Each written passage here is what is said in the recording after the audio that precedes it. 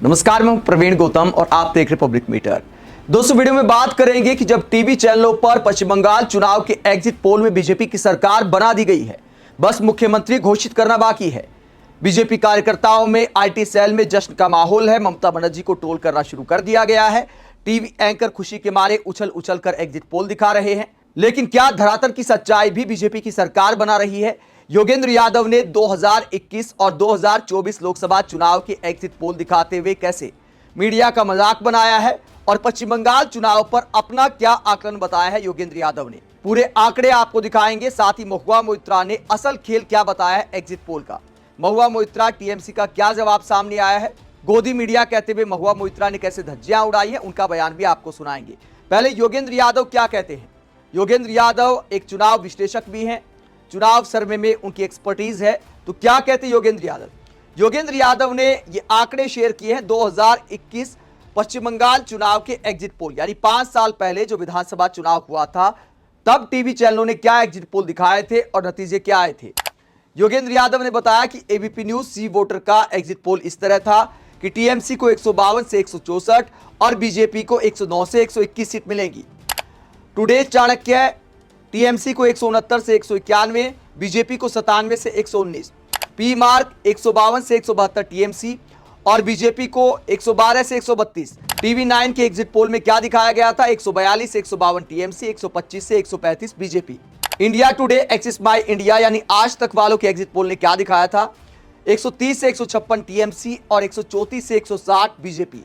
यानी कहीं ना कहीं बीजेपी को बढ़त दिखाई थी आज तक इंडिया टुडे के एग्जिट पोल में। इसके बाद इंडिया टीवी पीपल्स पल्स वाले एग्जिट पोल में क्या दिखाया गया था? टीएमसी को सिर्फ 64 से 88 सीटें और बीजेपी का आंकड़ा आप देखिए कहां पहुंचा दिया था। 2021 में इंडिया टीवी ने 173 से 192। इंडिया टीवी पीपल्स पल्स का ये एग्जिट पोल था। अगर इन सारे एग्जिट पोल का एवरेज निकाला जाए तो क्या निकलता है? टीएमसी 135 से 154 और बीजेपी 125 से 143। यानी एग्जिट पोल में कांटे की टक्कर दिखाई दे रही थी, ज्यादा अंतर नहीं था। थोड़ा सा एज टीएमसी को दिया था ज्यादातर एग्जिट पोल ने। लेकिन जो बड़े मीडिया हाउस है आप देखिए, इंडिया टुडे ने टक्कर दिखाई और इंडिया टीवी ने तो प्रचंड बहुमत के साथ बीजेपी की सरकार बना दी अपने एग्जिट पोल में।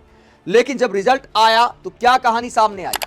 एक्चुअल रिजल्ट 216 सीट टीएमसी और बीजेपी सिर्फ 77 पर ही सिमट गई। 100 का आंकड़ा भी नहीं छू पाई बीजेपी। तो क्या टीवी चैनलों ने माफी मांगी? उसके बाद लोकसभा चुनाव का सीन आप देखिए। पीएम मोदी के साथ साथ टीवी एंकर भी 400 पार करा रहे थे, नारे लगवा रहे थे 400 पार के। लेकिन उसके बाद पहले चुनाव में प्रचार किया, फिर एग्जिट पोल में क्या आंकड़े दिखाए। पश्चिम बंगाल का एग्जिट पोल आप देखिए। एबीपी न्यूज सी वोटर ने टीएमसी को 13 से 17 सीटें दी और बीजेपी को 23 से 27, यानी बीजेपी को ज्यादा सीटें दी। India Today Axis My India ने पश्चिम बंगाल में 11 से 14 लोकसभा सीटें टीएमसी को दी और 26 से 31 सीट बीजेपी को दी। एनडीटीवी जन की बात 16 से 18 टीएमसी को, बीजेपी को 21 से 26। News 24 today Chanakya 17 seat TMC को, 24 सीट बीजेपी को। न्यूज 18 सीएनबीसी 18 से 21 सीट टीएमसी को, 21 से 24 सीट बीजेपी को। रिपब्लिक टीवी मैट्रिक्स 16 से 21 सीट टीएमसी को, 21 से 25 सीट बीजेपी को।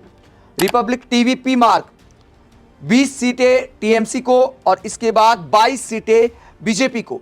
टाइम्स नाउ के एग्जिट पोल में भी 20 सीटें टीएमसी को और 21 सीटें बीजेपी को। टीवी 9 पीपल्स इनसाइड पोस्टर्ड के एग्जिट पोल में क्या दिखाया गया? 20 सीटें टीएमसी को और 21 सीटें बीजेपी को। अगर इनका एवरेज निकाला जाए तो 16 से 19 सीट टीएमसी को और 22 से 25 सीटें बीजेपी को। यानी बीजेपी को पश्चिम बंगाल में जो लोकसभा सीटें थी उनमें आगे दिखाया गया था और ठीक ठाक अंतर से आगे दिखाया गया था। लेकिन परिणाम क्या आया? 29 सीट टीएमसी ने जीती। किसी भी एग्जिट पोल ने 25 का आंकड़ा भी नहीं दिया टीएमसी को, लेकिन टीएमसी ने जीती 29 सीट और बीजेपी ने जीती 12 सीट। यानी सारे एग्जिट पोल धराशायी हो गए, एक भी एग्जिट पोल सही साबित नहीं हुआ। तो क्या इन एग्जिट पोल की कोई साख बची है? हालांकि कई एक्सपर्ट ये मानते हैं कि पश्चिम बंगाल में इस बार मुकाबला कड़ा है, लेकिन ज्यादातर एग्जिट पोल ने दिखाया है कि एक तरफा बीजेपी की सरकार बनने वाली है। तो योगेंद्र यादव ये आंकड़े शेयर करते हुए क्या कहते हैं उसका अनुवाद आपको बता देते। जो पोस्ट किया उन्होंने कहा कि मैं अब चुनाव विश्लेषण नहीं करता, इसीलिए अब तक चुप रहा। लेकिन आज शाम पश्चिम बंगाल के एग्जिट पोल देखने के बाद मुझे इतना तो कहना ही होगा, एक निष्पक्ष चुनाव में ऐसा संभव ही नहीं है कि टीएमसी बहुमत के आंकड़े से पीछे रह जाए।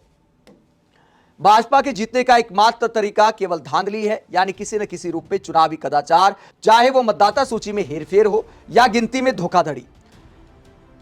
तो योगेंद्र यादव दावा करते हैं कि सिर्फ चुनाव में हेरफेर करके ही बीजेपी चुनाव जीत सकती है। हालांकि दोस्तों ये भी सच्चाई है कि जो 27 लाख मतदाताओं के नाम कटे हैं, उसे लेकर भी टीएमसी ने आरोप लगाया कि बीजेपी को फायदा पहुंचाने के लिए सुनवाई पूरी नहीं की गई। बहुत सारे मतदाता अपने मतदान के अधिकार से वंचित हुए। मामला सुप्रीम कोर्ट तक गया। सुप्रीम कोर्ट ने ज्ञान बांट दिया कि देखिए मत का अधिकार तो जरूरी है। फिर यह भी कह दिया कि हो सकता है कि इस चुनाव में आप वोट ना दे पाएं, लेकिन आपके मत का अधिकार सुनिश्चित किया जाएगा। जब लाखों मतदाता इस तरह का प्रवचन सुनकर मतदान के अधिकार से बाहर हो जाते हैं, तो फिर चुनाव पर सवाल क्या खड़े नहीं होते हैं।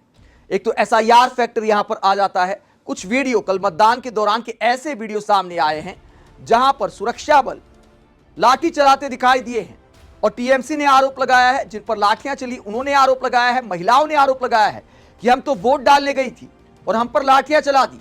तो क्या टीएमसी के वोटर देखकर उन्हें लाठी मारकर भगाया गया? ये सवाल उठा रही टीएमसी। तो क्या चुनाव आयोग इसका जवाब देगा? कई ऐसे वीडियो सामने आए हैं। एक वीडियो ऐसा भी सामने आया जहां सुरक्षा बलों के सामने बीजेपी वाले टीएमसी वालों को पीट रहे हैं, सुरक्षा बल तमाशा देख रहे हैं। तो क्या सुरक्षा बल निष्पक्ष चुनाव कराने गए हैं या फिर बीजेपी को फायदा पहुंचाने टीएमसी ये आरोप लगा रही, सवाल उठा रही है? तो क्या ये सारे फैक्टर भी बीजेपी को जीत दिला सकते? ये सवाल भी उठाया जा रहा है। वहीं सारे एग्जिट पोल का मजाक उड़ाते हुए महुआ मोइत्रा क्या कहती हैं? महुआ मोइत्रा ने एक नया सीन बताया है कि आखिरकार क्यों टीवी चैनलों ने ये एग्जिट पोल दिखाए। महुआ मोइत्रा मीडिया पर कटाक्ष करते हुए कहते हैं कि गोदी चैनल बीजेपी के बढ़ा चढ़ाकर नंबर इसलिए दिखा रहे हैं ताकि मोदी शाह को 4 मई के लिए, मतलब मतगणना के लिए चुनावी एजेंट मिल सके, वरना एजेंट मिलना भी मुश्किल हो जाता। आगे महुआ मोइत्रा कटाक्ष करते हुए कहते हैं कि हर इलेक्शन में सेम प्लेबुक होती है। मार्क माई वर्ड्स, संडे को हो सकता है बीजेपी को 200 सीटें भी दे डाले। यानी शुरुआत में जो रुझान आते हैं उसमें कई बार आंकड़े को बढ़ा चढ़ाकर दिखाया जाता है, तो उसमें 200 का आंकड़ा भी एक बार छुआ सकते हैं। ये महुआ मोइत्रा कटाक्ष करती हैं।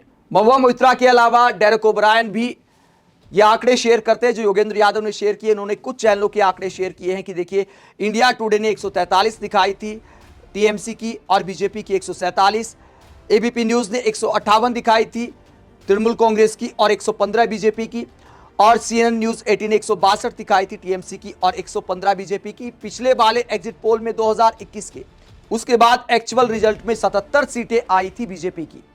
तो टीएमसी के नेता एग्जिट पोल का इतिहास दिखाते हुए मीडिया का मजाक उड़ा रहे हैं, लेकिन बीजेपी वाले फिलहाल जश्न के मूड में है कि एग्जिट पोल ने मानो उनकी सरकार बना दी है। क्या यह जश्न कायम रहेगा 4 मई को, या फिर सारे एग्जिट पोल का एक बार फिर मजाक बन जाएगा और टीएमसी क्या फिर से सरकार बनाने वाली है? आप क्या सोचते हैं? कमेंट बॉक्स में अपनी राय जरूर दें। साथ ही चैनल को सब्सक्राइब भी करें। नमस्कार।